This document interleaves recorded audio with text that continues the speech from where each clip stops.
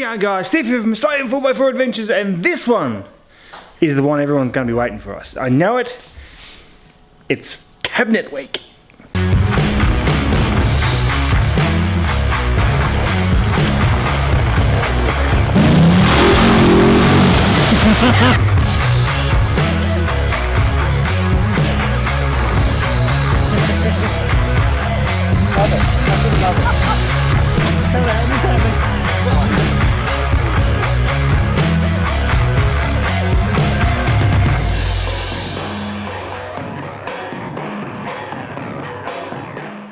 Right, so everyone has always asked me about the fit out of this camper trailer, and I've got some cool ideas. I'm keeping it, much as I say I've got some cool ideas, I'm keeping it relatively basic because this is all meant to be a budget build, so I'm trying to keep things under control for cost. So, let's see how it looks so far. So what I've done so far, I've made the kitchen box, so that's all I've done there, so obviously there's a bit of a time lapse there of me making all of that stuff. And then I've got a whole bunch of other panels which I need to sort of put together. I tried to make the fridge box, so I'm thinking I'm not sure if I want to have that as a solid piece because that's just added weight the whole way down, so I'm still thinking about how I want to do that. And then I've got whoa, things are falling down on me. And then I've got returns. Yeah, if that shows up or not, let me. I've got returns on there, so the returns are for the fridge, so that way the fridge can sort of sit in here and still have breathing room down beside it. I've got to drill a whole bunch of holes and stuff in here so there's room for the fridge to sort of suck air in from underneath, and that, oh, I can't pull it out, we're on the other side. And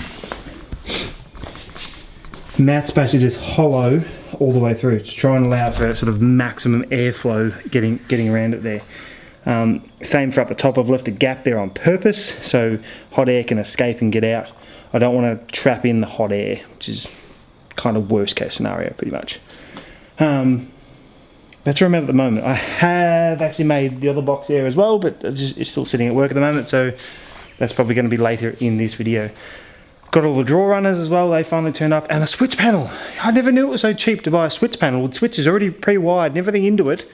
I've always made my own, and what a chump, it was like 30 bucks for 6 switches, three USB things on it. And it's all pre-wired, I don't have to do all the looping myself. Who would have thought? So with the switch panel, what's the brand? I know it's got a brand.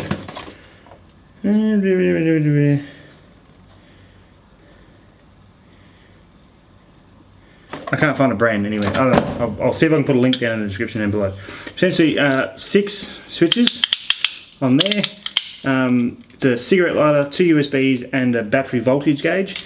But it comes pre-wired. Like, all this looping of wires takes ages to do, and I've usually done it myself. So essentially, that's like looping the illumination and constant power and all that sort of stuff.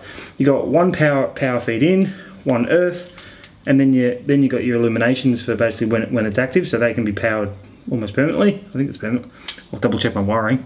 But pretty much, it means if they're powered constantly, it means they're always on.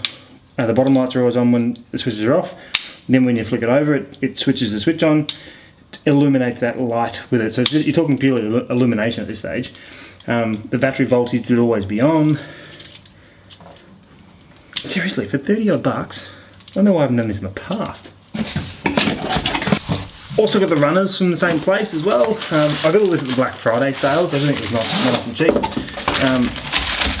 So these are the 600 runners for this shorter draw here.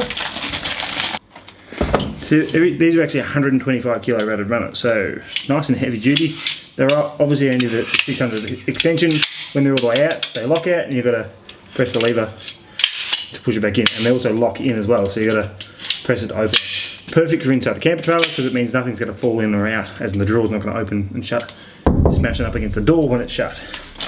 Perfect. So I've got 600mm lengths for those ones, and then for all the kitchen side of it, these are 1.16 m runners, also 125 kilo rated. I could have got the 227s, but I didn't feel I needed the weight capacity because I plan on putting a leg underneath it because I've done the 227 before with the extension, and as much as it works, I still tended to put a leg under it anyway. So I saved myself about 80 bucks on the runners, and I'm just going to put a leg underneath it instead. So I've got 3 runners for that. So I'm going to muck around with this fridge cavity for a little bit and see if I can, you know, get that working the way I want it to.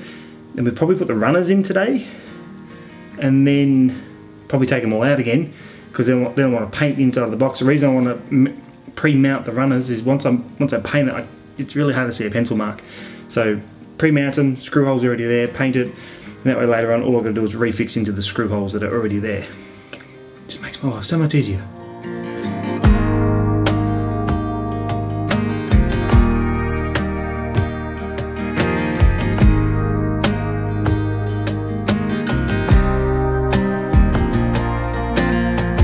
Alright, so we just knocked up the fridge base. Obviously you've seen I put a front on there. It's partly for cosmetics, because I didn't want to see a big gap in there. It also means that the front edge of the fridge base is strong.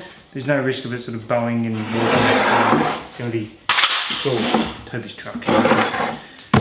Ventilation though is going to become, oh I'm getting old, oh my god, is going to become an issue because of that. So I'm going to drill 3 hole saws down each side so it can suck air from underneath still that way. Hopefully that works.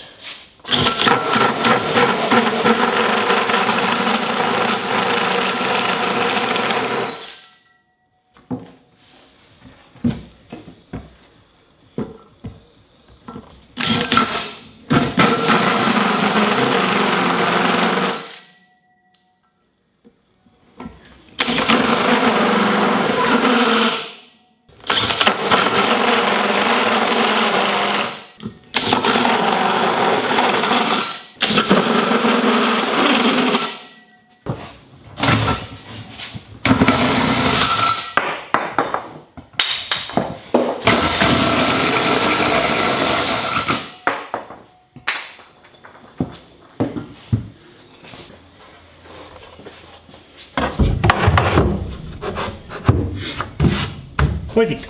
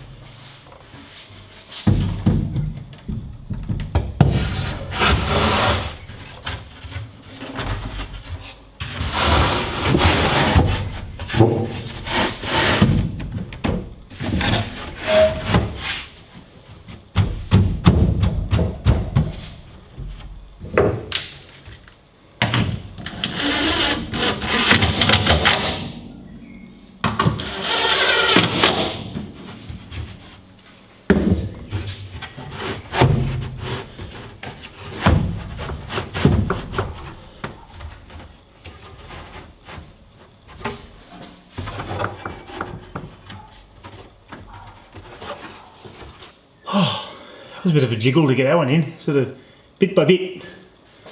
Now it's the face panel across there. And that's the fridge cavity pretty much done. Cool. This side's got a couple of checkouts to do it here, because I'm going to have the battery shunt up in this section here, and on the side of the as I lose my voice, on the side of the fridge here I'm going to put my my switch panel, so that's going to essentially go up there. So I have to sort of look around the corner, turn on stuff that I want, and then obviously got the USB and the cigarette lighter port up there as well. I was going to mount it up here because that would look sick as up there, but the USBs would have been completely useless. What I'm going to do, run a cord across there, then every time I open the door of the fridge it's just going to get in the way. As much as it would have looked cool, it would have been a pain in the ass to use. So that's going to go on the side of the fridge. And then got little Renogy battery monitor shunt, which is going to go up here. So it's still going to look like a little command center sort of aspect of it. I just wanted to try and use that the best I could. I'm also thinking about maybe putting 2 little vents either side of it, just to try and maximise the airflow that we can sort of get in and out of there. I'm worried about this fridge getting hot. I've heard a lot of things about upright fridges are good as long as you can keep them cool. So that's my goal. Try and keep as much ventilation in this here as I can. I've still got to work out what I'm going to do with ventilation for the actual camper roof itself, whether I want to have ventilation or not. Because as soon as I start doing that, I've got problems with dust getting in. Don't know. Still trying to figure that one out.